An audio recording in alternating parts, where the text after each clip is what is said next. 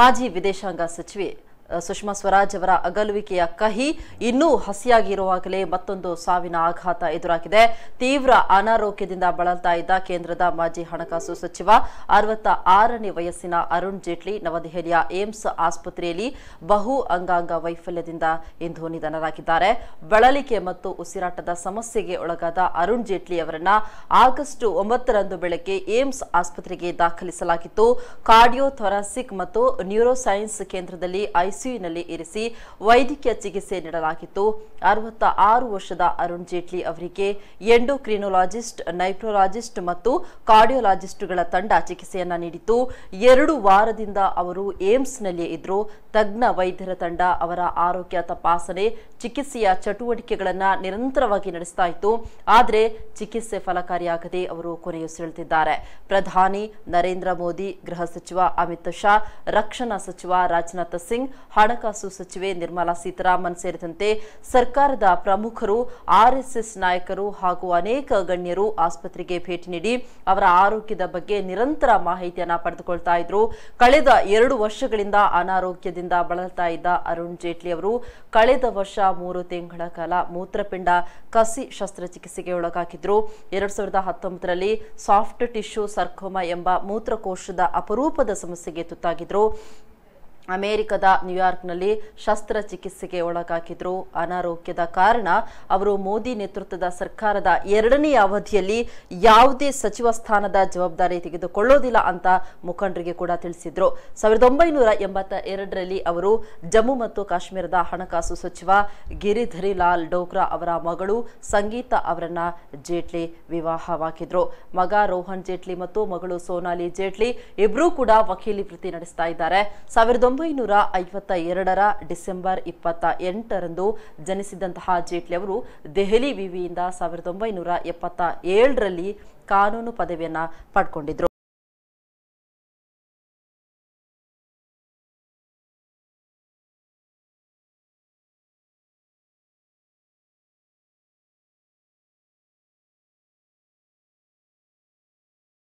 ಸಚಿವ ಅರುಣ್ ಜೇಟ್ಲಿ ಅವರೊಂದು ವಿಧಿವಶರಾಗಿರೋದು ಎಲ್ಲರಿಗೂ ಕೂಡ ಒಂದು ಶಾಕಿಂಗ್ ಆಗಿರುವ ನ್ಯೂಸ್. ಅಂದ್ರೆ ಇದಕ್ಕಿಂತ ಮುಂಚೆ ಒಂದು ಕಹಿ ನ್ಯೂಸ್ ಇತ್ತು, ಅದರ ಜೊತೆಗೆ ಒಂದು ಶಾಕಿಂಗ್ ನ್ಯೂಸ್ ಬಂದಿರುವಂತದ್ದು. ಈ ಬಗ್ಗೆ ಮಾತಾಡ್ತಾರೆ ಉಡುಪಿಯ ಮಾಜಿ ಶಾಸಕರಾಗಿರುವಂತಹ ಯೋಗೇಶ್ ಭಟ್ ಅವರು. ಸರ್ ನಮಸ್ತೆ.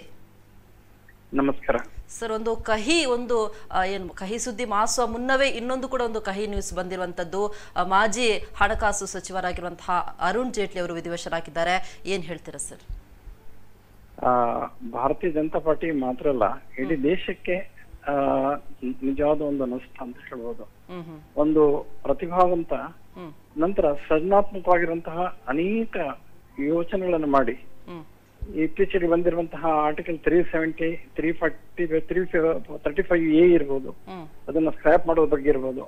ಅದೇ ರೀತಿ ಕಾಮನ್ ಇದು ಭಾರತಕ್ಕೆ ಒಂದೇ ಟ್ಯಾಕ್ಸ್ ಬರಬೇಕು ಅಂತ ಹೇಳುವಂತ ನಿಟ್ಟಿನಲ್ಲಿ ಆ GST ಟ್ಯಾಕ್ಸ್ ನ ಬಗ್ಗೆ ಏಕ ಸೂತ್ರದಲ್ಲಿ ಬರಬೇಕು ಅಂತ ಹೇಳುವಂತ ಹಿನ್ನೆಲೆಯಲ್ಲಿ GST ಕೌನ್ಸಿಲ್ ಅಲ್ಲಿ ಕೂಡ ಮತ್ತೆ ವಿರೋಧ ಪಕ್ಷಗಳಲ್ಲಿ ಕೂಡ ಇದಕ್ಕೆ ಸಹಭಾಗಿತ್ವ ಅದರ ಒಪ್ಪಿಗೆ ಬರುವ ರೀತಿಯಲ್ಲಿ ವಿಶೇಷವಾಗಿರುವಂತ ಪ್ರಯತ್ನ ಪಟ್ಟ. ಬಹುಶಃ ಅನೇಕ ರೀತಿಯಲ್ಲಿ ತಂದೆ ಆದ ಒಂದು ಕೊಡುಗೆಯನ್ನು ಕೊಟ್ಟಿರುವಂತಹ ಒಬ್ಬ ದೊಡ್ಡ ನಾಯಕರನ್ನು ನಾವು ಕಳ್ಕೊಂಡಿದ್ದೇವೆ. ಇದರಲ್ಲಿ ರಾಜ್ಯಸಭೆಯಲ್ಲಿ ಅವರು ಇದ್ದ ನಿಂತು ಅಥವಾ ಲೋಕಸಭೆಯಲ್ಲಿ ಇದ್ದ ನಿಂತ ಹೇಳಿದ್ರೆ ಸಾಕು, ಎಲ್ಲ ಅಟೆಂಟಿವ್ ಆಗಿ ಕೇಳ್ತಿದ್ರು. ಒಂದು ಕಡೆಯಲ್ಲಿ ಜ್ಞಾನ ಭಂಡಾರ ಅವರು, ಇನ್ನೊಂದು ಕಡೆಯಲ್ಲಿ ಕನ್ವಿನ್ಸಿಂಗ್ಲಿ ಇದು ಮಸೂದೆ ಯಾಕೆ ಅಗತ್ಯ ಅಂತ ಹೇಳುವಂತದನ್ನ ಮನವರಿಕೆ ಮಾಡುವಂತಹ ಒಂದು ವಿಶೇಷ ಕಲೆ ಅವರಲ್ಲಿತ್ತು. ಈ ರೀತಿ ಬೇರೆ ಬೇರೆ ಸ್ತರದಲ್ಲಿ ಅವರ ಕಾರ್ಯವೈಖರಿ ಗಮನಿಸುವಂತಹ ಒಂದು ಅವಕಾಶ ನಮ್ಗೆಲ್ಲ ಸಿಕ್ಕಿತ್ತು. ಕರ್ನಾಟಕ ರಾಜ್ಯದ ಒಬ್ಬ ಉಸ್ತುವಾರಿಯಾಗಿ ಕೂಡ ಅವರು ಯಾವ ರೀತಿ ಕಾರ್ಯನಿರ್ವಹಿಸಿದ್ರು ಅಂತ ಹೇಳುವಂಥದ್ದು. ವಿಶೇಷವಾಗಿ ಕರ್ನಾಟಕಕ್ಕೆ ಅನೇಕ ಸಮಸ್ಯೆಗಳು ಬಂದ ಸಂದರ್ಭದಲ್ಲಿ ಟ್ರಬಲ್ ಶೂಟರ್ ಅಂತಲೇ ನಾವು ಗುರುತಿಸಿದ್ದೇವೆ. ಅದೇ ರೀತಿ ಕರ್ನಾಟಕ ಮಾತ್ರ ಅಲ್ಲ, ಬೇರೆ ರಾಜ್ಯಗಳಲ್ಲಿ ಕೂಡ ಪಕ್ಷದ ಪರವಾಗಿ ಸಮಸ್ಯೆಗಳನ್ನ ಬಗೆಹರಿಸುವಂತ ಒಂದು ವಿಶೇಷ ಚಾಕಚಕ್ಯತೆ ಅವರದೊಂದು ವೈಶಿಷ್ಟ್ಯ ಆಗಿತ್ತು. ಅಂದ್ರೆ ಅವರದ್ದು ಸಾಯುವ ವಯಸ್ಸೇ ಅಲ್ಲ, 66 ವರ್ಷ ಅವರಿಗೆ ಈಗ 67. ಓಕೆ. ಅಂದ್ರೆ ಒಂದು ಇಷ್ಟು ಸಣ್ಣ ವಯಸ್ಸಿಗೆ ಅವರೊಂದು ವಿಧಿವಶರಾಗ್ತಾರ ಅನ್ನುವಂಥದ್ದು ಬಹಳಷ್ಟು ಒಂದು ನೋವಿನ ಸಂಗತಿ. ಇದರಲ್ಲಿ ಕ್ಯಾನ್ಸರ್ ಪೀಡಿತರಾಗಿದ್ರು. ಈ ಹಿನ್ನೆಲೆಯಲ್ಲಿ ಉಂಟಲ್ಲ, ಬಹಳಷ್ಟು ಟ್ರೀಟ್ಮೆಂಟ್ ನ ಮಧ್ಯದಲ್ಲಿ ಕೂಡ ಕಿಡ್ನಿ ಫೇಲಿಯರ್ ಆಗಿರುವಂತದ್ದು ಬೇರೆ ಬೇರೆ ಇದರಲ್ಲಿ ತುಂಬಾ ಕೊನೆಯ ಹಂತದಲ್ಲಿ ಸಾಕಷ್ಟು ಒಂದು ರೀತಿಯಲ್ಲಿ ಒಂದು ನಿಶ್ಚಿಕ್ತೆಯನ್ನು ಪಡೆದಿದ್ರು. ಅವರ ದೇಹ ಎಷ್ಟು ಕ್ರಶ್ ಆಗಿತ್ತು. ಬಹುಶಃ ಕೊನೆಯ ಒಂದೂವರೆ ವರ್ಷದಿಂದ ಅವರು ಸಾಕಷ್ಟು ನೋವನ್ನ ಅನುಭವಿಸಿದ್ರು ಕಾಯಿಲೆಯಿಂದಾಗಿ ಅಂತ ಹೇಳುವಂಥದ್ದು ಎಲ್ರಿಗೂ ಗೊತ್ತಿರುವಂಥದ್ದು. ಆದ್ರೂ ಉಳಿಸುವಂತಹ ಎಲ್ಲ ಪ್ರಯತ್ನ ಆಗಿದ್ರು ಕೂಡ ವಿಧಿ ಅವಕಾಶ ಆಗಿದ್ದಾರೆ. ನಾವು ಈ ಸಂದರ್ಭದಲ್ಲಿ ಅವರ ಆತ್ಮಕ್ಕೆ ಶಾಂತಿಯನ್ನು ಕೊಡುವಂತ ಮಾತ್ರ ನಾವು ಕೋರ್ಬೋದು. ಒಬ್ಬ ಪ್ರತಿಭಾವಂತ ಮತ್ತೆ ಭಾರತದ ರಾಜಕೀಯ ಇತಿಹಾಸದಲ್ಲಿ ಒಂದು ರೀತಿಯಲ್ಲಿ ತನ್ನ ಛಾಪನ್ನು ಮೂಡಿಸುವಂತ ಒಬ್ಬ ಅಗ್ರಗಣ್ಯ ನಾಯಕರಾಗಿ ತಾನು ಕಾರ್ಯನಿರ್ವಹಿಸಿದ್ದಾರೆ. ಬಹುಶಃ ನರೇಂದ್ರ ಮೋದಿಯವರು ತನಗಿಂತ ತುಂಬಾ ಜೂನಿಯರ್ ಆಗಿ, ವಿಶೇಷವಾಗಿ ಅವರು ಒಳ್ಳೆ ಉತ್ತಮ ಲೀಡರ್ ಆಗಿರುವಂತಹ ಸಂದರ್ಭದಲ್ಲಿ ಕೂಡ, ಅಂದ್ರೆ ಟಾಪ್ ಲೆವೆಲ್ ಅಲ್ಲಿ ಜೇಟ್ಲಿಜಿ ಅವರು ಲೀಡರ್ ಆಗಿರುವಂತಹ ಸಂದರ್ಭದಲ್ಲಿ ಕೂಡ ಆಫೀಸ್ ಕೆಲಸ ಅಂದ್ರೆ ಕಚೇರಿ ಮತ್ತೆ ಕಾರ್ಯದರ್ಶಿ ಲೆವೆಲ್ ಅಲ್ಲಿ ಕೆಲಸ ಮಾಡ್ತಾರಂತ ನರೇಂದ್ರ ಮೋದಿ ಅವ್ರನ್ನ ಒಬ್ಬರ ಗುಜರಾತ್ ರಾಜ್ಯದಲ್ಲಿ ಮುಖ್ಯಮಂತ್ರಿಯಾಗಿ ಕಾರ್ಯ ಮಾಡುವಂತ ವೈಖರಿಯನ್ನು ನೋಡಿ ಇವರು ಪ್ರಧಾನಮಂತ್ರಿ ಅಭ್ಯರ್ಥಿ ಅಂತ ಹೇಳಿ ಅದಕ್ಕೆ ಹೆಚ್ಚು ಶಕ್ತಿ ಕೊಟ್ಟವರು. ಬಹುಶಃ ನರೇಂದ್ರ ಮೋದಿ ಅವರ ಪ್ರಧಾನಮಂತ್ರಿ ಆಗಬೇಕು ಅಂತ ಹೇಳುವಂತಹ ನಿಟ್ಟಿನಲ್ಲಿ ಬಲವಾದ ಒಂದು ಅಭಿಪ್ರಾಯವನ್ನ ಮಂಡಿಸಿದ ಮಾತ್ರ ಅಲ್ಲ, ಅವರು ಪ್ರಧಾನಮಂತ್ರಿ ಆದ ನಂತರ ಕೂಡ ಅವರ ಹಿಂದೆ ಇದ್ದು ಎಲ್ಲ ತರದ ಶಕ್ತಿಯನ್ನ ತುಂಬಿದವರು. ಬಹುಶಃ ಅನೇಕ ಮಸೂದೆ ಸಂಬಂಧಪಟ್ಟು ಪಾರ್ಲಿಮೆಂಟರಿ ಅಫೇರ್ಸ್ ಸಂಬಂಧಪಟ್ಟು ಸ್ಪಷ್ಟವಾಗಿರುವಂತಹ ಆಳವಾಗಿರುವಂತಹ ಅನುಭವಗಳು ಮತ್ತು ಅವರ ನಿಲುವುಗಳು ಬಹಳ ಖ್ಯಾತ ಆಗಿರುವಂತದ್ದು. ಈ ಹಿನ್ನೆಲೆಯಲ್ಲಿ ಯಾವ ರೀತಿ ಅವರು ಟ್ಯಾಕಲ್ ಮಾಡ್ತಾ ಇದ್ರು, ಕನ್ವಿನ್ಸ್ ಮಾಡ್ತಾ ಇದ್ರು, ಒಬ್ಬ ಒಳ್ಳೆ ಪಾರ್ಲಿಮೆಂಟ್ ಅನ್ನಾಗಿ, ಒಬ್ಬ ಪ್ರತಿಭಾವಂತ ಸುಪ್ರೀಂ ಕೋರ್ಟ್ ನ ಅಡ್ವೊಕೇಟ್ ಆಗಿ ಬೇರೆ ಬೇರೆ ಸ್ತರದಲ್ಲಿ ಅವರ ಒಂದು ಕೊಡುಗೆ ಖಂಡಿತವಾಗಿ ಶ್ಲಾಘನೀಯ. ಇಂಥ ಒಬ್ಬ ಶ್ರೇಷ್ಠ ನಾಯಕರನ್ನ ಕಳ್ಕೊಂಡ ದುಃಖ ಭಾರತೀಯ ಜನತಾ ಪಾರ್ಟಿಯ ಎಲ್ಲ ಕಾರ್ಯಕರ್ತರಿಗಿದೆ. ಖಂಡಿತ ದೇಶ ಒಬ್ಬ ಅದ್ವಿತೀಯ ಒಬ್ಬ ನಾಯಕನನ್ನ ಕಳ್ಕೊಂಡ ನೋವನ್ನು ಖಂಡಿತ ಅನುಭವಿಸುತ್ತೆ ಅಂತ ಹೇಳುವಂತ ನನ್ನ ಭಾವನೆ. ಎಸ್ ಸರ್, ಇನ್ನೊಂದು ಕಡೆ ನೀವು ಉಪಸಭಾಪತಿ ಆಗಿದ್ರಿ, ನೀವೇನಾದ್ರೂ ಅವರನ್ನು ಮೀಟ್ ಆಗಿದ್ರಾ? ಮೀಟ್ ಆಗೋ ಸಂದರ್ಭದಲ್ಲಿ ಅವರ ಒಡನಾಟ ಹೇಗಿತ್ತು ಅಂತ? ಸಾಕಷ್ಟು ಸಲ ಅವ್ರನ್ನ ಭೇಟಿ ಆಗುವಂತ ಅವಕಾಶ ಆಯ್ತು. ವಿಶೇಷವಾಗಿ ನಮ್ಮ ಸ್ಟೇಟ್ ಇದಕ್ಕೆ ಸಂಬಂಧಪಟ್ಟಂತ ಪಾರ್ಟಿ ಮೀಟಿಂಗ್ ಅಲ್ಲಿ, ಆ ಪಾರ್ಟಿ ಮೀಟಿಂಗ್ ಅಲ್ಲಿ ಅವ್ರನ್ನ ಭೇಟಿ ಆಗೋದ್ ಮಾತ್ರ ಅವರ ಭಾಷಣವನ್ನು ಕೇಳುವಂತದ್ದು, ಮತ್ತೆ ಸಮಸ್ಯೆಗಳನ್ನ ಎಳೆಯಾಗಿ ಬಿಡಿಸಿ ನಮ್ಗೆ ದೇಶ ಪ್ರಥಮ, ಪಾರ್ಟಿ ಸೆಕೆಂಡರಿ, ಈ ರೀತಿಯಲ್ಲಿ ಇರುವಂತಹ ಒಂದು ಚಿಂತನೆ ಇದೆ.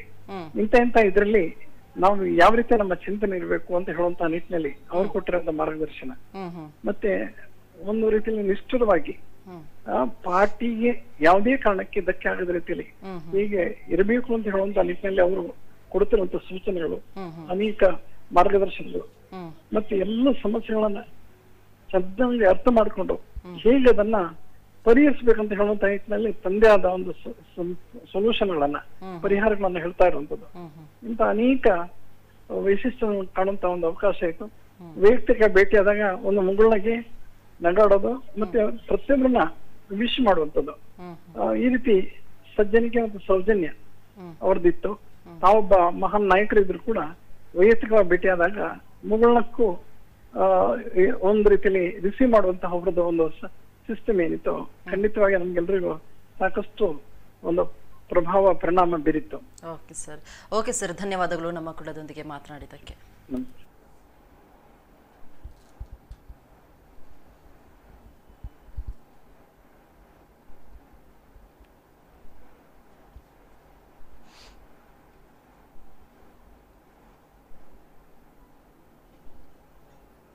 ಕೇಂದ್ರದ ಮಾಜಿ ಹಣಕಾಸು ಸಚಿವರಾಗಿದ್ದುಕೊಂಡು 66ನೇ ವಯಸ್ಸಿಗೆ ಅರುಣ್ ಜೇಟ್ಲಿ ಅವರು ಇಂದು ವಿಧಿವಶರಾಗಿದ್ದಾರೆ.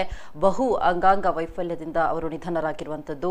ಬಳಲಿಕೆ ಮತ್ತು ಉಸಿರಾಟದ ಸಮಸ್ಯೆಗೆ ಒಳಗಾಗಿರುವಂತಹ ಅರುಣ್ ಜೇಟ್ಲಿ ಅವರನ್ನ ಆಗಸ್ಟ್ 9ರಂದು ಬೆಳಗ್ಗೆ ಏಮ್ಸ್ ಆಸ್ಪತ್ರೆಗೆ ದಾಖಲಿಸಲಾಗಿತ್ತು. ಕಾರ್ಡಿಯೋಥೊರಾಸಿಕ್ ಮತ್ತು ನ್ಯೂರೋಸೈನ್ಸ್ ಕೇಂದ್ರದಲ್ಲಿ ಐಸಿಯುನಲ್ಲಿ ಇರಿಸಿ ವೈದ್ಯಕೀಯ ಚಿಕಿತ್ಸೆಯನ್ನ ನೀಡಲಾಗಿತ್ತು. 66 ವರ್ಷದ ಅರುಣ್ ಜೇಟ್ಲಿ ಅವರಿಗೆ ಎಂಡೋಕ್ರಿನೋಲಾಜಿಸ್ಟ್, ನೈಪ್ರಾಲಜಿಸ್ಟ್ ಮತ್ತು ಕಾರ್ಡಿಯಾಲಜಿಸ್ಟ್ಗಳ ತಂಡ ಚಿಕಿತ್ಸೆಯನ್ನ ನೀಡಿತ್ತು.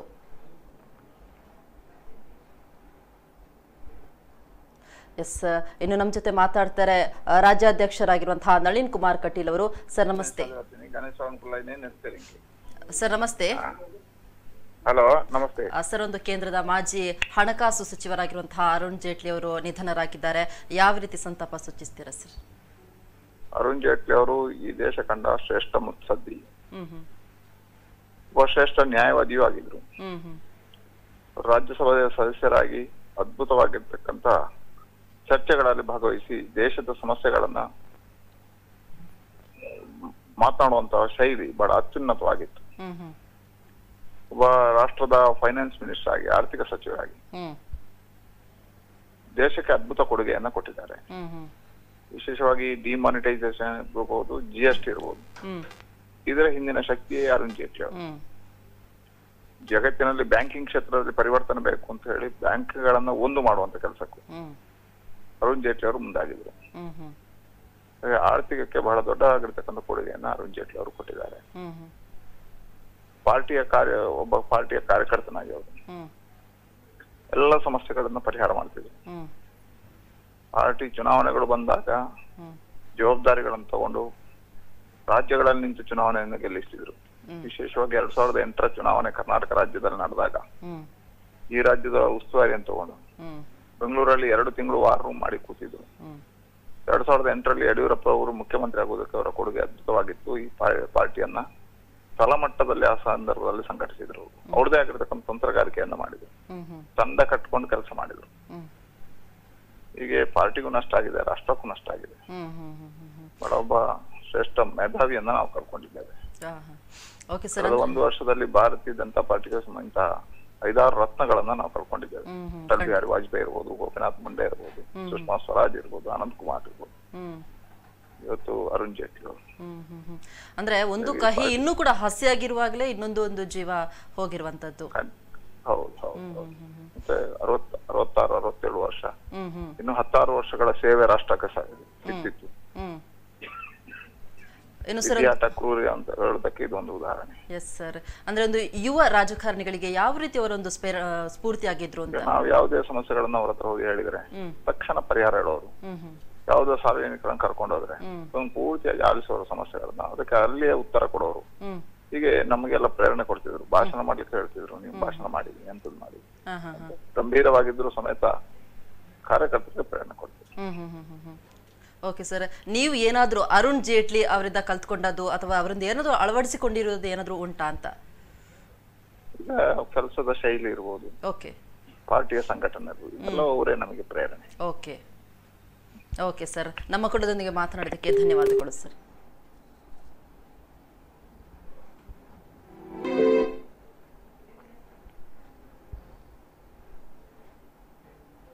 ಎಸ್, ನಮ್ಮ ಜೊತೆ ದೂರವಾಣಿ ಸಂಪರ್ಕದಲ್ಲಿ ಶಾಸಕರಾಗಿರುವಂತಹ ವೇದವ್ಯಾಸ್ ಕಾಮತ್ ಅವರಿದ್ದಾರೆ. ಸರ್ ನಮಸ್ತೆ. ಸರ್ ನಮಸ್ತೆ ಸರ್, ನಾನು ಧ್ವನಿ ಕೇಳಿಸ್ತಾ ಇದೆಯಾ ಸರ್? ಸರ್, ಈಗೊಂದು ಟ್ರಬಲ್ ಶೂಟರ್ ಅಂದ್ಕೊಂಡಂತಹ ಒಂದು ಮಾಜಿ ಹಣಕಾಸು ಸಚಿವ ಅರುಣ್ ಜೇಟ್ಲಿ ಅವರು ಇಂದು ವಿಧಿವಶರಾಗಿದ್ದಾರೆ. ಯಾವ ರೀತಿ ಒಂದು ಸಂತಾಪವನ್ನು ಸೂಚಿಸ್ತೀರಾ ಸರ್? ಹಲೋ ಸರ್, ನಾನು ಧ್ವನಿ ಕೇಳಿಸ್ತಾ ಇದೆಯಾ ಸರ್ ನಿಮಗೆ? ಧ್ವನಿ ಕೇಳಿಸ್ತಾ ಇದೆ, ಹೇಳಿ. ಓಕೆ ಸರ್, ಟ್ರಬಲ್ ಶೂಟರ್ ಅನ್ನೋ ಬಿರುದನ್ನು ಇಟ್ಕೊಂಡು ಮಾಜಿ ಕೇಂದ್ರ ಹಣಕಾಸು ಸಚಿವರಾಗಿರುವಂತಹ ಅರುಣ್ ಜೇಟ್ಲಿ ಅವರು ವಿಧಿವಶರಾಗಿದ್ದಾರೆ. ಯಾವ ರೀತಿ ಒಂದು ಸಂತಾಪವನ್ನ ಸೂಚಿಸ್ತೀರಾ ಸರ್? ಸತ್ಯಕ್ಕೂ ಹೇಳಬೇಕು ಅಂತೇಳಿ ಆದ್ರೆ ಅರುಣ್ ಜೇಟ್ಲಿ ಅವರ ನಿಧನ ಭಾರತೀಯ ಜನತಾ ಪಾರ್ಟಿಗೆ ಇರ್ಬೋದು, ನಮ್ಮ ದೇಶಕ್ಕೆ ಬಹಳ ದೊಡ್ಡ ನಷ್ಟ ಅಂತ ಹೇಳುವಂಥದ್ದು ನಾನು ಭಾವಿಸ್ತಾ ಇದ್ದೇನೆ. ಯಾಕೆ ಅಂತ ಹೇಳಿದ್ರೆ ಒಂದು ಒಳ್ಳೆಯ ನಾಯಕನಾಗಿ, ಒಂದು ಒಳ್ಳೆಯ ವಿತ್ತ ಸಚಿವನಾಗಿ ಈ ದೇಶವನ್ನ ಬಹಳಷ್ಟು ಸದೃಢ ಮಾಡುವಂತ ದೃಷ್ಟಿಯಲ್ಲಿ ಅರುಣ್ ಜೇಟ್ಲಿ ಅವರು ಬಹಳ ದೊಡ್ಡ ಕೊಡುಗೆ ಇದೆ. ಅವರು ಈ ಹಲವಾರು ವರ್ಷಗಳಿಂದ ನಮ್ಮ ಪಕ್ಷ ಸಂಘಟನೆ ಇರ್ಬೋದು ಮತ್ತು ಒಂದು ದೇಶ ಸೇವೆಯಲ್ಲಿ ಅಂತ ಹೇಳಿದ್ರೆ ನಮ್ಮ ಹಿಂದೆ ಕೂಡ ಅವರು ಸಚಿವರಾಗಿ, ಈಗ ಮೊನ್ನೆ ಕೂಡ ಸಚಿವರಾಗಿ, ಕಳೆದ ಸರ್ಕಾರದಲ್ಲಿ ಸಚಿವರಾಗಿ ಬಹಳ ಹೆಚ್ಚಿನಲ್ಲಿ ಕೆಲಸ ಕಾರ್ಯಗಳನ್ನು ಮಾಡಿದ್ದಾರೆ. ಹಾಗಾಗಿ ಹಲವಾರು ವಿಷಯಗಳನ್ನ, ಅದು GST ಆಧಾರಿತ ಇರಬಹುದು, ಇಲ್ಲ ಇನ್ನಿತರ ಸಬ್ಜೆಕ್ಟ್ ಅನ್ನ ಹಿಡ್ಕೊಂಡು ಬಹಳಷ್ಟು ವಿಷಯದಲ್ಲಿ ಪ್ರಖರವಾಗಿ ಒಂದು ವಾಗ್ಮಿ ಅಂತ ಹೇಳಿದ ಸಬ್ಜೆಕ್ಟ್ ನಲ್ಲಿ ಬಹಳಷ್ಟು ತಿಳುವಳಿಕೆ ಇದ್ದಂತ ಒಂದು ವ್ಯಕ್ತಿ ಇವತ್ತು ನಮ್ಮ ನಗಲಿದ್ದಾರೆ. ಹಾಗಾಗಿ ಮಂಗಳೂರಿನ ಜನತೆಯ ಪರವಾಗಿ ನಾನು ಅವರಿಗೆ ಶ್ರದ್ಧಾಂಜಲಿಯನ್ನ, ಭಾವಪೂರ್ಣ ಶ್ರದ್ಧಾಂಜಲಿಯನ್ನ, ವಿನಯಪೂರ್ವಕ ಶ್ರದ್ಧಾಂಜಲಿಯನ್ನು ನಾನು ಅರ್ಪಿಸ್ತಾ ಇದ್ದೇನೆ. ಓಕೆ ಸರ್, ತಾವು ಶಾಸಕರಾಗಿ ಆದ ನಂತರ ಯಾವತ್ತಾದ್ರೂ ಅವರನ್ನು ಮೀಟ್ ಆಗಿದ್ದೀರಾ ಸರ್? ನಾನು ಶಾಸಕನಾಗದ ನಂತರ ನಾನು ಒಂದು ಬಾರಿ ದೆಹಲಿಯಲ್ಲಿ ನಾನು ಭೇಟಿಯಾಗಿದ್ದೆ ಸಂಸದರೊಂದಿಗೆ. ಓಕೆ. ಏನೋ ಒಂದು ಸಂದರ್ಭದಲ್ಲಿ ನಾನು ಅವರಿಗೆ ಭೇಟಿ ಆಗ್ಲಿಕ್ಕೆ ಅಂತ ಹೋಗ್ಲಿಲ್ಲ, ಸಂಸದರಿಗೆ ಏನೋ ಕೆಲಸ ಇತ್ತು, ನಾನು ಒಟ್ಟಿಗಿದ್ದೆ ಹೋಗಿ ಭೇಟಿಯಾಗಿದ್ದೆ. ಅವಾಗ ಬಹಳ ಒಳ್ಳೆ ರೀತಿಯಲ್ಲಿ ಅವರ ಕಚೇರಿಯಲ್ಲಿ ಕೂತು ಮಾತಾಡಿದ್ರು. ಒಂದು ಸ್ವಲ್ಪ ಹೊತ್ತು ಮಾತಾಡಿ ಸಂಸದರು ಅವರ ಕೆಲಸವನ್ನ ಆದ ನಂತರ ನಾವು ಮತ್ತೆ ಹೊರಗಡೆ ಬಂದಿದ್ದು. ಅದೇ ನನ್ನ ಶಾಸಕರ ನಂತರ ಒಂದು ಸಲ ಅವರಿಗೆ ಭೇಟಿ ಮಾಡಿದಂತ. ಓಕೆ ಸರ್, ಅಂದ್ರೆ ವೈಯಕ್ತಿಕವಾಗಿ ನೀವು ಅವ್ರ ಹತ್ರ ಮಾತಾಡಿದ್ರ ಅಥವಾ ರಾಜಕೀಯದಲ್ಲಿ ಈಗ ಇರ್ಬೇಕು ಅನ್ನೋಂಥದ್ದು ಏನಾದ್ರು ಅವ್ರು ನಿಮ್ಗೆ ಹೇಳಿದ್ರ? ಇಲ್ಲ, ಅದರ ಬಗ್ಗೆ ನಾವು ಬಹಳ ಸಣ್ಣವರು. ನಾವು ಆ ಮಟ್ಟದ ರಾಷ್ಟ್ರೀಯ ನಾಯಕರ ಹತ್ರ ಹೋಗಿ ಮಾತಾಡುವಂತ ವಿಷಯಗಳಲ್ಲಿ ರಾಜ್ಯದ ನಾಯಕರುಗಳು ಮಾತಾಡ್ತಾರೆ. ನಾವು ಇಲ್ಲಿ ಜಿಲ್ಲಾ ಮಟ್ಟದಲ್ಲಿ ಶಾಸಕರಾಗಿ ನಾಯಕರಾದವರು ಆ ರೀತಿಯಲ್ಲಿ ಒಟ್ಟು ಒಂದು ಅವರ ಹತ್ರ ಸಂಸದರು ಕೆಲವು ವಿಷಯಗಳನ್ನ ಮಾತಾಡುವಾಗ ಅದಕ್ಕೆ ಸಂಬಂಧವಾಗಿ ನಾವು 2 ಮಿನಿಟ್ ಮಾತಾಡಿ. ಓಕೆ ಸರ್, ಧನ್ಯವಾದಗಳು ಸರ್ ನಮ್ಮ ಕೂಡ ಮಾತನಾಡಿದ್ದಕ್ಕೆ. ಎಸ್, 1 ವರ್ಷದ ಹಿಂದೆ ಅರುಣ್ ಜೇಟ್ಲಿ ಅವರು ಬದಲಿ ಕಿಡ್ನಿ ಕಸೆ ಶಸ್ತ್ರಚಿಕಿತ್ಸೆಗೆ ಒಳಗಾಗಿದ್ರು. ಈ ವರ್ಷದ ಆರಂಭದಲ್ಲಿ ನಿಯಮಿತ ತಪಾಸಣೆಗಾಗಿ ಅಮೆರಿಕಕ್ಕೆ ಕೂಡ ತೆರಳಿರುವಂಥದ್ದು. ಅನಾರೋಗ್ಯದ ಕಾರಣ 2019ರ ಲೋಕಸಭಾ ಚುನಾವಣೆಯಿಂದ ಜೇಟ್ಲಿ ಹೊರಗುಳಿದಿದ್ರು. ಅಲ್ಲದೆ ಪ್ರಧಾನಿ ಮೋದಿ ಅವರಿಗೆ ಪತ್ರ ಬರ್ಕೊಂಡು ತಮ್ಮನ್ನ ಪಕ್ಷದ ಎಲ್ಲಾ ಜವಾಬ್ದಾರಿಗಳಿಂದ ಬಿಡುಗಡೆ ಮಾಡುವಂತೆ ಕೂಡ ಕೋರಿದ್ರು. ಕೇಂದ್ರದ ಮಾಜಿ ವಿದೇಶಾಂಗ ವ್ಯವಹಾರಗಳ ಸಚಿವೆ ಸುಷ್ಮಾ ಸ್ವರಾಜ್ ಕೆಲವೇ ದಿನಗಳ ಹಿಂದೆ ಮೃತಪಟ್ಟಿದ್ರು. ಇದೀಗ ಅರುಣ್ ಜೇಟ್ಲಿ ಅವರು ಕೂಡ ನಿಧನರಾಗಿದ್ದಾರೆ. ಇದರಿಂದ ಬಿಜೆಪಿ ತಿಂಗಳ ಅವಧಿಯಲ್ಲಿ ಈ ಇಬ್ರು ನಾಯಕರನ್ನ ಕಳ್ಕೊಂಡಂತಾಗಿದೆ. ಈ ಇಬ್ರು ನಾಯಕರು ಕೂಡ ಕಿಡ್ನಿ ಶಸ್ತ್ರಚಿಕಿತ್ಸೆಗೆ ಒಳಗಾಗಿದ್ರು ಎಂಬುದು ಕೂಡ ಇಲ್ಲೊಂದು ಗಮನಾರ್ಹ. ಮಹಾರಾಜ ಜೇಟ್ಲಿ ಹಾಗೂ ರತನ್ ಜೇಟ್ಲಿ ದಂಪತಿಯ ಮಗನಾಗಿ ಅರುಣ್ ಜೇಟ್ಲಿ ಅವರು 1952ರ ಡಿಸೆಂಬರ್ 28ರಂದು ನವದೆಹಲಿಯಲ್ಲಿ ಜನಿಸಿದ್ರು. ತಂದೆ ವಕೀಲರಾಗಿದ್ರು. 1969ರಿಂದ 70ರ ಅವಧಿಯಲ್ಲಿ ನವದೆಹಲಿಯ ಸೇಂಟ್ ಝೇವಿಯರ್ ಶಾಲೆಯಲ್ಲಿ ಅಭ್ಯಾಸವನ್ನ ಮಾಡಿದ್ರು. 1973ರಲ್ಲಿ ದೆಹಲಿಯ ಶ್ರೀರಾಮ್ ಕಾಲೇಜ್ ಆಫ್ ಕಾಮರ್ಸ್ನಲ್ಲಿ ವಾಣಿಜ್ಯ ಪದವಿಯನ್ನ ಪಡ್ಕೊಂಡಿದ್ರು. 1977ರಲ್ಲಿ ದೆಹಲಿ ವಿಶ್ವವಿದ್ಯಾಲಯ ಫ್ಯಾಕಲ್ಟಿ ಆಫ್ ಲಾದಿಂದ ಕಾನೂನು ಪದವಿಯನ್ನ ಪಡ್ಕೊಂಡಿದ್ರು. 70ರ ದಶಕದಲ್ಲಿ ದೆಹಲಿ ವಿಶ್ವವಿದ್ಯಾಲಯದಲ್ಲಿ ಅಖಿಲ ಭಾರತೀಯ ವಿದ್ಯಾರ್ಥಿ ಪರಿಷತ್ನ ನಾಯಕನಾಗಿದ್ರು ಹಾಗೂ 1974ರಲ್ಲಿ ವಿಶ್ವವಿದ್ಯಾಲಯದ ವಿದ್ಯಾರ್ಥಿ ಸಂಘದ ಅಧ್ಯಕ್ಷರಾಗಿದ್ರು.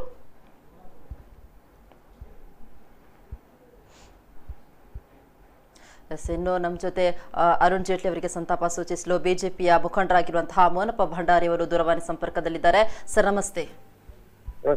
ಸರ್, ಮಾಜಿ ಹಣಕಾಸು ಸಚಿವರಾಗಿರುವಂತಹ ಅರುಣ್ ಜೇಟ್ಲಿ ವಿಧಿವಶರಾಗಿರುವಂತೂ ಈಗ ಎಲ್ರಿಗೂ ಗೊತ್ತಿರುವಂತದ್ದು. ನೀವೊಂದು ಯಾವ ರೀತಿ ಸಂತಾಪ ಸೂಚಿಸ್ತೀರಾ ಸರ್? ಅರುಣ್ ಜೇಟ್ಲಿ ಅವರು ಭಾರತೀಯ ಜನತಾ ಪಾರ್ಟಿಯ ಒಬ್ಬ ಕೇಂದ್ರದ ಪ್ರಮುಖ ನಾಯಕರಾಗಿ ಕೆಲಸ ಮಾಡಿದವರು. ಅವರು ಎಬಿಪಿಯಿಂದ ಭಾರತೀಯ ಜನತಾ ಪಾರ್ಟಿಗೆ ಜನಸಂಘದಿಂದ ಭಾರತೀಯ ಜನತಾ ಪಾರ್ಟಿಗೆ ಬಂದಂತ ಒಬ್ಬ ಕಾರ್ಯಕರ್ತ. ವಾಜಪೇಯಿ ಕಾಲದಲ್ಲಿ ಕೂಡ ಪಕ್ಷದ ಸಂಘಟನೆಗೆ ಬಹಳ ಪ್ರಾಮುಖ್ಯವಾದಂತಹ ಪಾತ್ರವನ್ನ ವಹಿಸಿದಂತ ಒಬ್ಬ ಶ್ರೇಷ್ಠ ನಾಯಕ. ಅದರೊಟ್ಟಿಗೆ ಒಬ್ಬ ಸುಪ್ರೀಂ ಕೋರ್ಟಿನ ನ್ಯಾಯವಾದಿಯಾಗಿ ನ್ಯಾಯವನ್ನು ಕೊಡುವಂತಹ ಕೆಲಸವನ್ನು ಕೂಡ ಮಾಡಿದಂತವರು. ಸಾಮಾಜಿಕ, ಧಾರ್ಮಿಕ ಹಾಗೂ ಇತರ ಬೇರೆ ಬೇರೆ ಸಂಘಟನೆಗಳಲ್ಲಿ ತನ್ನನ್ನು ತಾನು ತೊಡಗಿಸಿಕೊಂಡು ಒಬ್ಬ ಆರ್ಥಿಕ ತಜ್ಞನಾಗಿಯೂ ಕೆಲಸ ಮಾಡಿದಂತ ಅರುಣ್ ಜೇಟ್ಲಿ ಅವರು ಈ ದೇಶದ ಕಂಡ ಒಬ್ಬ ಅಗ್ರಮಾನ್ಯ ನಾಯಕನಾಗಿದ್ದಾರೆ. ಆದ್ರೆ ಇವತ್ತು ಅವರ ಅಗಲುವಿಕೆಯಿಂದ ಒಂದು ರೀತಿಯ ದೇಶ ಬಡವಾಗಿದೆ ಅಂತ ಹೇಳಲಿಕ್ಕೆ ನಾನು ಬಯಸ್ತಾ ಇದ್ದೇನೆ. ಭಾರತೀಯ ಜನತಾ ಪಾರ್ಟಿಗಂತೂ ಇದು ತುಂಬಲಾರದ ನಷ್ಟ ಆಗಿದೆ ಎಂಬಂತದ್ದು. ಅಂದ್ರೆ ಜೇಟ್ಲಿ ಅವರ ನಿಧನ ಸೇರಿ 1 ತಿಂಗಳ ಅವಧಿಯಲ್ಲಿ ಇಬ್ಬಿಬ್ರು ನಾಯಕರನ್ನ ಒಂದು ಬಿಜೆಪಿ ಕಳ್ಕೊಂಡಿರೋದು, ಇಡೀ ಒಂದು ದೇಶವೇ ಕಳ್ಕೊಂಡಿರುವಂತದ್ದು. ಮೊನ್ನೆ ಸುಷ್ಮಾ ಸ್ವರಾಜ್ ಅವರು ಸೇರಿಕೊಂಡು ಇವತ್ತು ಜೇಟ್ಲಿ ಅವರು ಸೇರಿಕೊಂಡು ಭಾರತೀಯ ಜನತಾ ಪಾರ್ಟಿಗಂತೂ ಇದು ತುಂಬಲಾರದ ನಷ್ಟ. ಅದರೊಟ್ಟಿಗೆ ಸಮಾಜಮುಖಿ ಕೆಲಸ ಮಾಡುವಂತ ಒಬ್ಬ ನಾಯಕ ಆಗಲಿದಂತಾದ್ರೆ ಅದು ಸಮಾಜಕ್ಕೆ ಆದಂತ ಬಹಳ ದೊಡ್ಡ ಆಘಾತ ಮತ್ತು ನಷ್ಟ ಅಂತ ಹೇಳಲಿಕ್ಕೆ ಬಯಸ್ತಾ ಇದ್ದೇನೆ ನಾನು. ಅವರ ಕುಟುಂಬಕ್ಕೆ ಆ ದುಃಖವನ್ನು ಸಹಿಸುವಂತ ಶಕ್ತಿಯನ್ನ, ಅಭಿಮಾನಿಗಳಿಗೆ ದುಃಖವನ್ನು ಶಕ್ತಿಯಂತ ಕೊಡ್ಲಿ ಅಂತ ಹೇಳಿ ನಾನು ಪ್ರಾರ್ಥನೆ ಮಾಡ್ತೇನೆ. ಓಕೆ, ಧನ್ಯವಾದಗಳು ಸರ್ ನಮ್ಮ ಜೊತೆ ಮಾತಾಡಿದ್ದಕ್ಕೆ.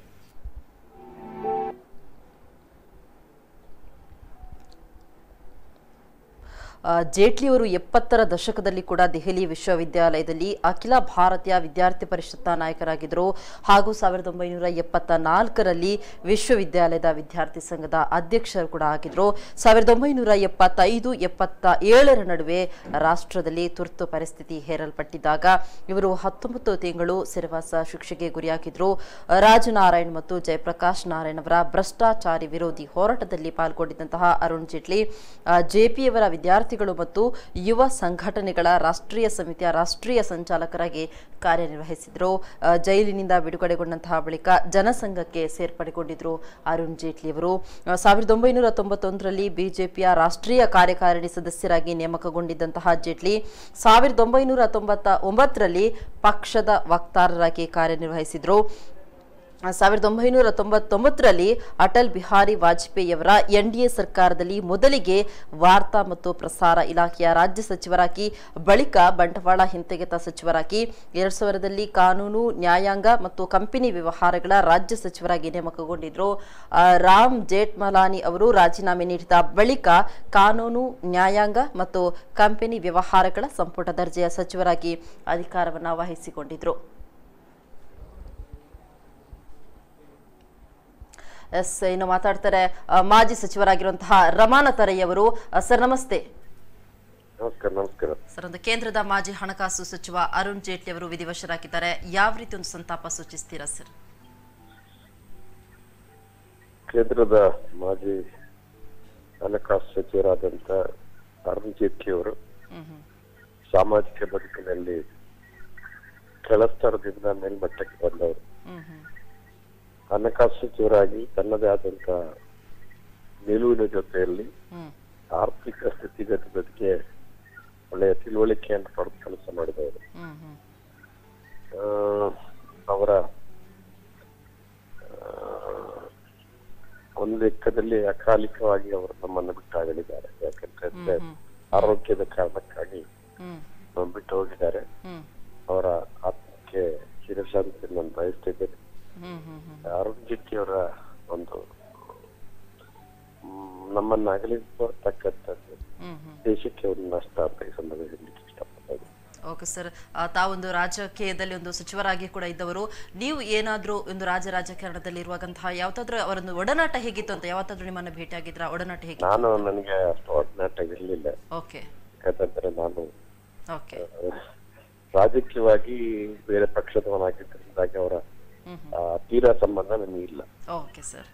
ಓಕೆ ಸರ್, ನಮ್ಮ ಜೊತೆ ಮಾತಾಡಿದಕ್ಕೆ ಧನ್ಯವಾದಗಳು ಸರ್.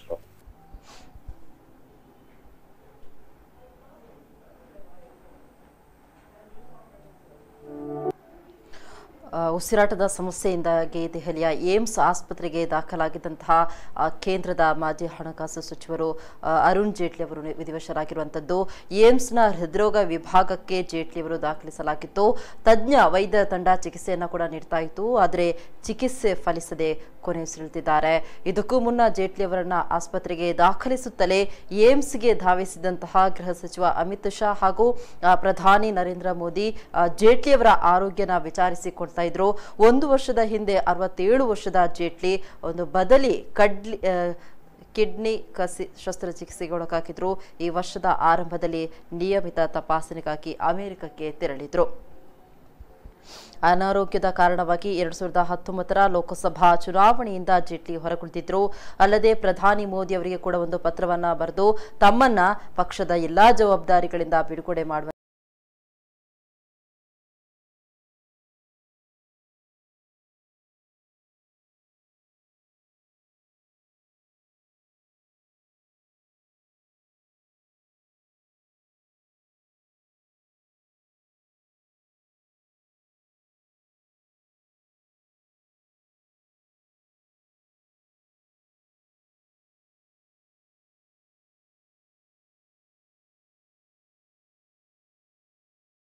ಮಾಜಿ ವಿದೇಶಾಂಗ ವ್ಯವಹಾರಗಳ ಸಚಿವೆ ಸುಷ್ಮಾ ಸ್ವರಾಜ್ ಕೆಲವು ದಿನಗಳ ಹಿಂದೆ ಮೃತಪಟ್ಟಿದ್ರು. ಇದೀಗ ಅರುಣ್ ಜೇಟ್ಲಿ ಅವರು ನಿಧನರಾಗಿದ್ದಾರೆ. ಇದರಿಂದ ಬಿಜೆಪಿ ತಿಂಗಳ ಅವಧಿಯಲ್ಲಿ ಇಬ್ಬಿಬ್ರು ನಾಯಕರನ್ನ ಕಳ್ಕೊಂಡಂತಾಗಿದೆ. ಈ ಇಬ್ರು ನಾಯಕರು ಕಿಡ್ನಿ ಶಸ್ತ್ರಚಿಕಿತ್ಸೆಗೆ ಒಳಗಾಗಿದ್ದು ಎಂಬುದು ಗಮನಾರ್ಹ. ಮಹಾರಾಜ ಜೇಟ್ಲಿ ಹಾಗೂ ರತನ್ ಪ್ರಭಾ ಜೇಟ್ಲಿ ದಂಪತಿಯ ಮಗನಾಗಿ ಅರುಣ್ ಜೇಟ್ಲಿ 1952ರ ಡಿಸೆಂಬರ್ 28ರಂದು ನವದೆಹಲಿಯಲ್ಲಿ ಜನಿಸಿದ್ರು.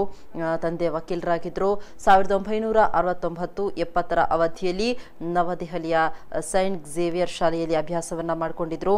1973ರಲ್ಲಿ ದೆಹಲಿಯ ಶ್ರೀರಾಮ್ ಕಾಲೇಜ್ ಆಫ್ ಕಾಮರ್ಸ್ನಲ್ಲಿ ವಾಣಿಜ್ಯ ಪದವಿಯನ್ನ ಪಡ್ಕೊಂಡಿದ್ರು. 1977ರಲ್ಲಿ ದೆಹಲಿ ವಿಶ್ವವಿದ್ಯಾಲಯದ ಫ್ಯಾಕಲ್ಟಿ ಆಫ್ ಲಾದಿಂದ ಕಾನೂನು ಪದವಿಯನ್ನ ಕೂಡ ಪಡ್ಕೊಂಡಿದ್ರು.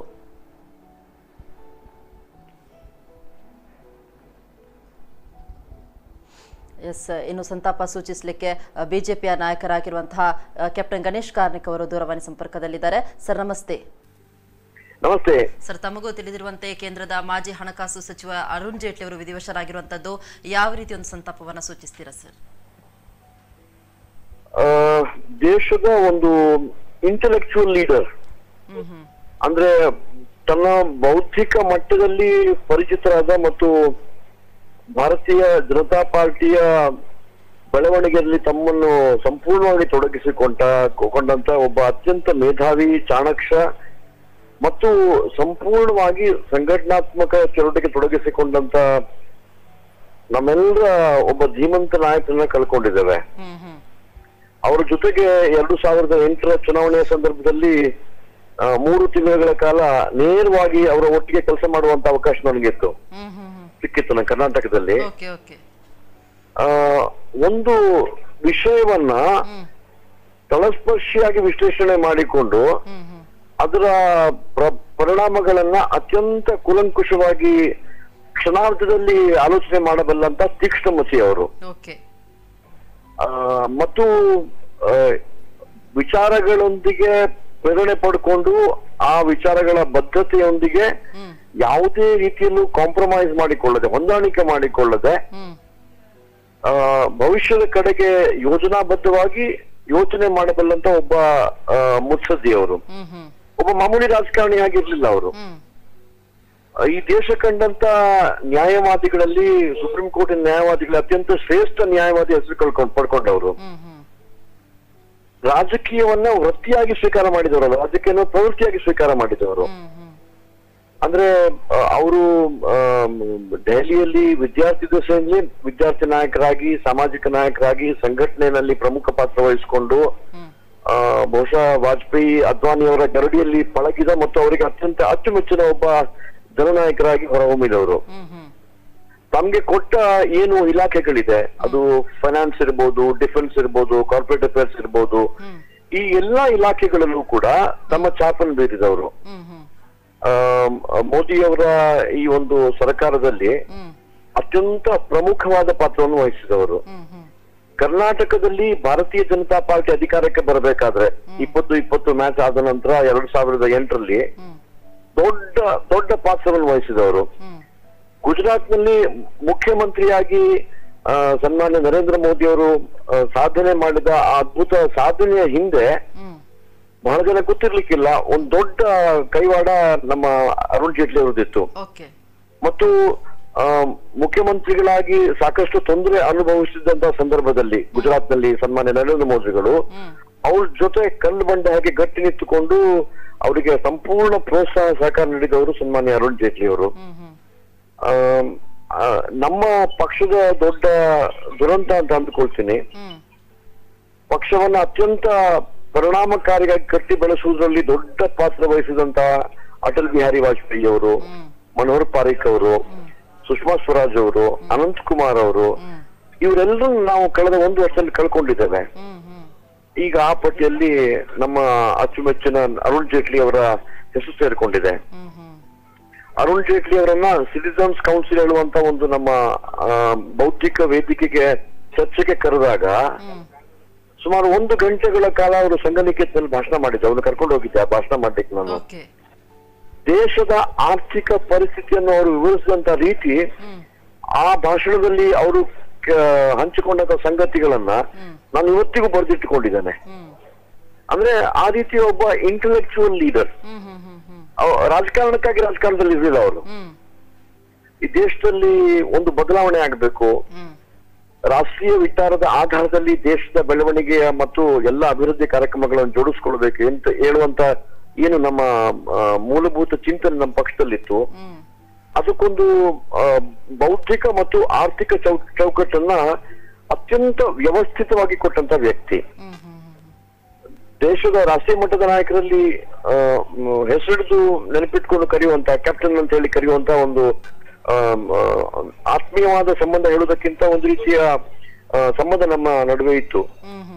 ಖಂಡಿತವಾಗಿ ವೈಯಕ್ತಿಕವಾಗಿ ನಾನಂತೂ ತುಂಬಾ ದುಃಖ ಅನುಭವಿಸಿದ್ದೇನೆ 2 ಕಾರಣಕ್ಕಾಗಿ. ಒಂದು, ಭಾರತೀಯ ಜನತಾ ಪಾರ್ಟಿ ಏನು ಇವತ್ತು ಈ ದೇಶದಲ್ಲಿ ಒಂದು ದೊಡ್ಡ ಬದಲಾವಣೆ ತರುವಂತ ಕೆಲಸ ಮಾಡ್ತಾ ಇದೆ, ಈ ಸಮಯದಲ್ಲಿ ಅವರ ಈ ಇಂಟೆಲೆಕ್ಚುಯಲ್ ಕಂಟೆಂಟ್ ಮತ್ತು ಅವರ ಕಾಂಟ್ರಿಬ್ಯೂಷನ್ ನಮಗೆ ಬೇಕಿತ್ತು, ದೇಶಕ್ಕೆ ಬೇಕಿತ್ತು. ಎರಡನೇದು, 60-67 ವರ್ಷ ಅಂತ ಹೇಳಿದ್ರೆ ಅದೊಂದು ಈಗಿನ ಕಾಲದಲ್ಲಿ ಸಾಯುವಂತ ವಯಸ್ಸಲ್ಲ. ನಮ್ ಜೊತೆಗೆ ಇನ್ನಷ್ಟು ಕಾಲ ಅವ್ರು ಇದ್ದಿದ್ರೆ ಬಹುಶಃ ಪಕ್ಷ ಇನ್ನಷ್ಟು ಗಟ್ಟಿ ಆಗ್ತಿತ್ತು. ಪಕ್ಷದ ಕೊಡುಗೆ ಏನಿದೆ ರಾಷ್ಟ್ರ ನಿರ್ಮಾಣದಲ್ಲಿ, ಅದಕ್ಕೆ ಅವರ ಕೊಡುಗೆ ಅಪಾರವಾದದ್ದು ಮತ್ತು ಆ ಕೊಡುಗೆ ಅಪಾರ ಕೊಡುಗೆ ಇನ್ನೊಂದು ನಿರೀಕ್ಷಣೆ ಮಾಡ್ತಾ ಇದ್ವು. ಎಲ್ಲವೂ ಚೆನ್ನಾಗಿ ಭಾರತೀಯ ಜನತಾ ಪಾರ್ಟಿ ಗೆದ್ದು ಅಧಿಕಾರಕ್ಕೆ ಬರ್ತದೆ ಹೇಳುವಂತ ಸಂದರ್ಭದಲ್ಲಿ ನಾವು ಇದನ್ನೆಲ್ಲ ಕಳ್ಕೊಂಡಿದ್ದೀವಿ. ಪಕ್ಷ ಬಡವಾಗಿದೆ, ದೇಶ ಬಡವಾಗಿದೆ. ನಾವು ಒಂದು ರೀತಿಯಲ್ಲಿ ಒಂದು ಅಮೂಲ್ಯ ಆಸ್ತಿಯನ್ನು ಕಳ್ಕೊಂಡಿದ್ದೇವೆ ದೇಶದಲ್ಲಿ. ವೈಯಕ್ತಿಕವಾಗಿ ತುಂಬಾ ದುಃಖ ಆಗಿದೆ. ಅವರ ಅಗಲಿದ ಆತ್ಮಕ್ಕೆ ಸದ್ಗತಿ ದೊರಕಲಿ ಅಂತ ಅತ್ಯಂತ ಶ್ರದ್ಧೆಯಿಂದ ಗೌರವದಿಂದ ಪ್ರಾರ್ಥನೆ ಮಾಡ್ತೇನೆ ಭಗವಂತನಲ್ಲಿ. ಅವರ ಹೆಜ್ಜೆಯ ಗುರುತುಗಳು, ಅವರ ಆದರ್ಶಮಯವಾದ ಜೀವನ, ಅವರ ರಾಜಕೀಯ ದೃಷ್ಟಿಕೋನ, ಅವರ ಚಿಂತನೆ ಮತ್ತು ಕೆಳಮಟ್ಟದ ರಾಜಕಾರಣ ಮಾಡೇ ಇಲ್ಲ ಅವರು ಯಾವತ್ತೂ ಕೂಡ. ಅಧಿಕಾರಕ್ಕಾಗಿ ರಾಜಕಾರಣ ಮಾಡಿಲ್ಲ. ಆದ್ರೆ ಒಂದು ಮೌಲ್ಯಾಧಾರಿತ ಬೌದ್ಧಿಕ ನೇತಾರರಾಗಿ ಏನವರು ತಮ್ಮನ್ನು ತೊಡಗಿಸ್ಕೊಂಡಿದ್ರು. ಅದು ನಮ್ಮೆಲ್ಲರಿಗೆ ಪ್ರೇರಣೆ ಆಗ್ಲಿ ಅಂತ ಹೇಳಿ ನಾನು ಎಲ್ಲ ಕಾರ್ಯಕರ್ತರಲ್ಲಿ ವಿನಂತಿ ಮಾಡ್ತೇನೆ. ಓಕೆ ಸರ್, ಇನ್ನೊಂದು ಕಡೆ ಅಂದ್ರೆ ಯುವ ಜನಾಂಗಕ್ಕೆ ಯಾವ ರೀತಿ ಒಂದು ಸ್ಫೂರ್ತಿಯನ್ನ, ಯಾವ ಪ್ರೇರಣೆಯನ್ನು ಅವರು ಬಿಟ್ಟು ಹೋಗಿದ್ದಾರೆ ಅಂತ ನೀವು ಕಲ್ತ್ಕೊಳ್ಳಿ ಅನ್ನುವಂಥದ್ದು ಅಂತ ಹೇಳಿದ್ರೆ ನೋಡಿ, ಅದನ್ನ ಹೇಳಿರುವಂತದ್ದು ಒಬ್ಬ ರಾಜಕಾರಣಿಯಾಗಿ ಅವರು ತಮ್ಮ ತಾರುಣ್ಯದಿಂದ ತಮ್ಮ ತೊಡಗಿಸ್ಕೊಂಡವರು. ಅಖಿಲ ಭಾರತೀಯ ವಿದ್ಯಾರ್ಥಿ ಪರಿಷತ್ತಿನ ಅಗ್ರಮಾನ್ಯ ನಾಯಕರಾಗಿ ಹೊರಹೊಮ್ಮಿದವರು ಅವರು. ಆದ್ರೆ ಅಲ್ಲಿಂದ ಇಲ್ಲಿವರೆಗಾಗಿ ಅಧಿಕಾರಕ್ಕಾಗಿ ಕುರ್ಚಿಗಾಗಿ ರಾಜಕಾರಣ ಮಾಡಿಲ್ಲ. ಒಂದು ಬೌದ್ಧಿಕ ಮಟ್ಟದಲ್ಲಿ ಮೇರು ಪರ್ವತದ ಹಾಗಿದ್ರು. ಅಂದ್ರೆ ಒಂದು ಇಂಟೆಲೆಕ್ಟ್ ಅಂತ ಮತ್ ಯಾಕೆ ಹೇಳ್ತೀನಿ ಅಂತ ಹೇಳಿದ್ರೆ, ಅವರು ಆ ಮಟ್ಟದಲ್ಲಿ ಇದ್ರು. ಅವರು ಯಾವುದೇ ಜಟಿಲವಾದ ಪರಿಸ್ಥಿತಿಯಲ್ಲಿ ಭಾರತೀಯ ಜನತಾ ಪಾರ್ಟಿಯ ಅಧಿಕೃತ ವಕ್ತಾರರಾಗಿ ಅವರು ಪತ್ರಿಕೆ ಮಾಧ್ಯಮಗಳಲ್ಲಿ ತಮ್ಮ ನಿಲುವನ್ನ ಪ್ರತಿಬಿಂಬಿಸುವುದರಲ್ಲಿ, ತೂಕದ ಮಾತುಗಳನ್ನು ಆಡುವುದರಲ್ಲಿ, ಒಂದು ಸಮಸ್ಯೆಯನ್ನ ಆಳಕ್ಕೆ ಹಿಡಿದು ಅರ್ಥ ಮಾಡಿಕೊಂಡು ಅದಕ್ಕೆ ಸ್ಪಂದನೆ ಮಾಡುವುದರಲ್ಲಿ ಬಹುಶಃ ನಮ್ಗೆಲ್ಲ ಅವರಿಗೂ ಮಾದರಿ. ಎರಡನೇದು, ಗುಂಪುಗಾರಿಕೆ, ಕೀಳು ಮಟ್ಟದ ರಾಜಕಾರಣ, ಇದೆಲ್ಲ ಅವರ ಹತ್ರ ಬರ್ಲಿಕ್ಕೆ ಬಿಡ್ಲಿಲ್ಲ. ಅವರು ತಾನು ನಂಬಿದ ಸಿದ್ಧಾಂತ, ತಾನು ನಂಬಿದ ವಿಚಾರ, ತಾನು ಆಯ್ಕೆ ಮಾಡಿಕೊಂಡ ಕ್ಷೇತ್ರದಲ್ಲಿ ಅಸಾಧ್ಯ ಪ್ರಾವೀಣ್ಯ, ಇದೆಲ್ಲವೂ ಕೂಡ ತರುಣ ಜನಾಂಗಕ್ಕೆ ಪ್ರೇರಣೆ ಕೊಡ್ತಿದ್ರು. ಇನ್ನೇನು ಕೊಡ್ಲಿಕ್ಕೆ ಸಾಧ್ಯ ಇದೆ? ಅವರು ಒಬ್ಬ ರಾಜಕೀಯ ಮುತ್ಸದ್ದಿಯಾಗಿದ್ರು ಹೊರತು ರಾಜಕಾರಣಿ ಆಗಿರ್ಲಿಲ್ಲ. ಅವರು ಒಬ್ಬ ರಾಜನೀತಿಜ್ಞ ಆಗಿದ್ರು. ನನ್ಗನ್ಸುತ್ತೆ ಪ್ರಜಾಪ್ರಭುತ್ವ ಯಶಸ್ಸಾಗಬೇಕಾದ್ರೆ ಅತ್ಯಂತ ಪ್ರಮುಖವಾದದ್ದು, ನನ್ನಲ್ಲಿ ಬಿಟ್ಟು ಬರ್ತೀವಿ, ಪ್ರಮುಖ ನಮ್ಮ ತರುಣರು ಅವರಲ್ಲಿ ಇರುವಂತ ಈ ರೀತಿಯ ಒಳ್ಳೆಯ ಗುಣಗಳನ್ನು ನಾವು ಆದರ್ಶವಾಗಿ ಇಟ್ಕೊಳ್ಬೇಕು. ಕುರ್ಚಿಗಾಗಿ, ಅಧಿಕಾರಕ್ಕಾಗಿ, ಸ್ಥಾನಮಾನಕ್ಕಾಗಿ ರಾಜಕಾರಣ ಮಾಡುವುದಲ್ಲ. ನಾನು ನನ್ನ ರಾಜಕಾರಣದ ಈ ಒಂದು ಜವಾಬ್ದಾರಿ ಸ್ಥಾನದಿಂದ ದೇಶಕ್ಕೆ ಏನು ಕೊಡುಗೆ ಕೊಡಬಲ್ಲೆ, ಎರಡು ರೀತಿಯಲ್ಲಿ ತಮ್ಮನ್ನು ತೊಡಗಿಸ್ಕೊಳ್ಬೇಕು ಅಂತ ಪ್ರೇರಣೆ ಬಹುಶಃ ಅವರ ಬದುಕು ನಮಗೆ ಒಂದು ರೀತಿಯಲ್ಲಿ ಪಾಠ ಅಂತ ಅಂದುಕೊಳ್ತೀನಿ ನಾನು. ಎಸ್ ಸರ್, ಓಕೆ ಸರ್, ನಮ್ಮ ಕುಲದೊಂದಿಗೆ ಮಾತನಾಡೋದಕ್ಕೆ ಧನ್ಯವಾದಗಳು ಸರ್. ಅದು ತೀವ್ರ ಅನಾರೋಗ್ಯದಿಂದ ಬಳಲ್ತಾ ಇದ್ದಂತಹ ಕೇಂದ್ರದ ಮಾಜಿ ಹಣಕಾಸು ಸಚಿವರಾಗಿರುವಂತಹ ಅರುಣ್ ಜೇಟ್ಲಿ ಅವರು ವಿಧಿವಶರಾಗಿರುವಂಥದ್ದು ಒಂದು ಸಮಾಜಕ್ಕೆ ದೊಡ್ಡ ಆಘಾತವನ್ನು ತಂದಿದೆ, ತುಂಬಾ ನಷ್ಟವನ್ನು ಕೂಡ ಉಂಟು ಮಾಡಿದೆ ಅನ್ನುವಂಥದ್ದು ಹಲವಾರು ರಾಜಕಾರಣಿಗಳು, ಗಣ್ಯರು ಕೂಡ ತಿಳಿಸಿರುವಂಥದ್ದು. ಬಹು ಅಂಗಾಂಗ ವೈಫಲ್ಯದಿಂದ ಅರುಣ್ ಜೇಟ್ಲಿ ಅವರು ನಿಧನರಾಗಿರುವಂಥದ್ದು. ಬಳಲಿಕೆ ಮತ್ತು ಉಸಿರಾಟದ ಸಮಸ್ಯೆಗೆ ಒಳಗಾದಂತಹ ಅರುಣ್ ಜೇಟ್ಲಿ ಅವರನ್ನ ಆಗಸ್ಟ್ 9ರಂದೇ ಬೆಳಿಗ್ಗೆ ಏಮ್ಸ್ ಆಸ್ಪತ್ರೆಗೆಂದು ದಾಖಲಿಸಲಾಗಿತ್ತು. ಕಾರ್ಡಿಯೋ ಥೊರಾಸಿಕ್ ಮತ್ತು ನ್ಯೂರೋಸೈನ್ಸ್ ಸೈನ್ಸ್ ಕೇಂದ್ರದಲ್ಲಿ ಐಸಿಯುನಲ್ಲಿ ಇರಿಸಿ ವೈದ್ಯಕೀಯ ಚಿಕಿತ್ಸೆಯನ್ನು ಕೂಡ ನೀಡಲಾಗಿತ್ತು. 67 ವರ್ಷದ ಅರುಣ್ ಜೇಟ್ಲಿ ಅವರಿಗೆ ಎಂಡೋಕ್ರಿನೋಲಾಜಿಸ್ಟ್, ನೈಫ್ರೋಲಾಜಿಸ್ಟ್ ಮತ್ತು ಕಾರ್ಡಿಯೋಲಾಜಿಸ್ಟ್ಗಳ ತಂಡ ಕೂಡ ಚಿಕಿತ್ಸೆಯನ್ನು ನೀಡ್ತಾ ಇತ್ತು. 2 ವಾರದಿಂದ ಅವರು ಏಮ್ಸ್ನಲ್ಲಿ ಇದ್ರು. ತಜ್ಞ ವೈದ್ಯರ ತಂಡ ಅವರೊಂದು ಆರೋಗ್ಯ ತಪಾಸಣೆ, ಚಿಕಿತ್ಸೆಯ ಚಟುವಟಿಕೆಗಳನ್ನು ನಿರಂತರವಾಗಿ ನಡೆಸ್ತಾ ಇದ್ರು. ಆದರೆ ಚಿಕಿತ್ಸೆ ಫಲಕಾರಿಯಾಗದೆ ಅವರು ಕೊನೆಯುಸಿರೆಳೆದಿದ್ದಾರೆ. ಪ್ರಧಾನಿ ನರೇಂದ್ರ ಮೋದಿ, ಗೃಹ ಸಚಿವ ಅಮಿತ್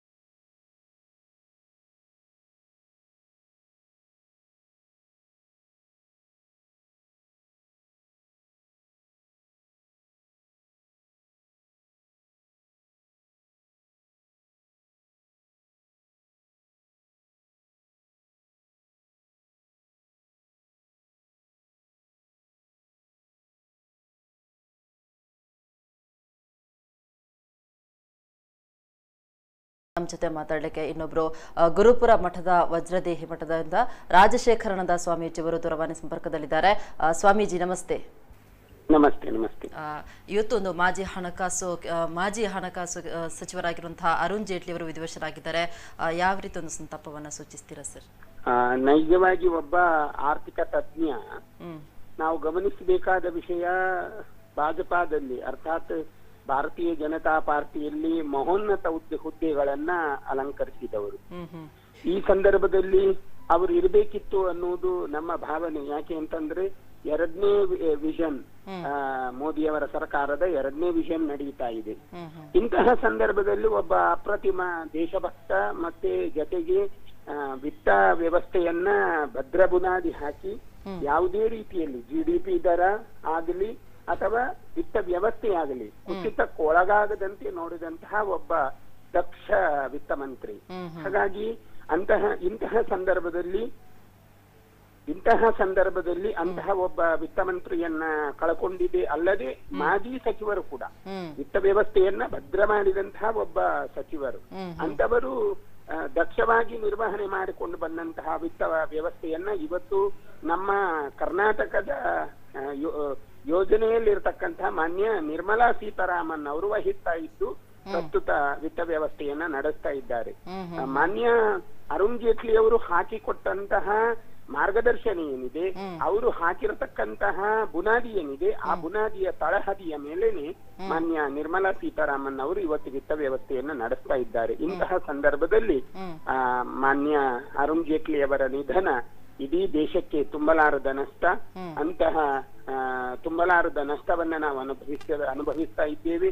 ಅಂತಹ ಶೋಕವನ್ನ ಭರಿಸುವ ಶಕ್ತಿಯನ್ನ ಅವರ ಕುಟುಂಬಕ್ಕೆ ಶ್ರೀದೇವರು ಅನುಗ್ರಹಿಸಲಿ ಅಂತ ಈ ಸಂದರ್ಭದಲ್ಲಿ ನಾವು ನಮ್ಮ ಕುಳ್ಳ ವಾಹಿನಿಯ ಜೊತೆಯಲ್ಲಿ ಸಂತಾಪ ಸೂಚಿಸ್ತೇವೆ.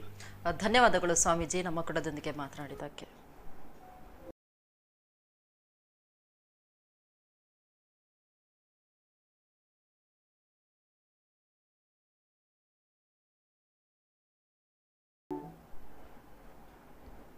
ಬ್ರೇಕ್ ಬಳಿಕ ಸುದ್ದಿ ಮಧ್ಯಾಹ್ನ ಮತ್ತೆ ಮುಂದುವರಿಯುತ್ತೆ.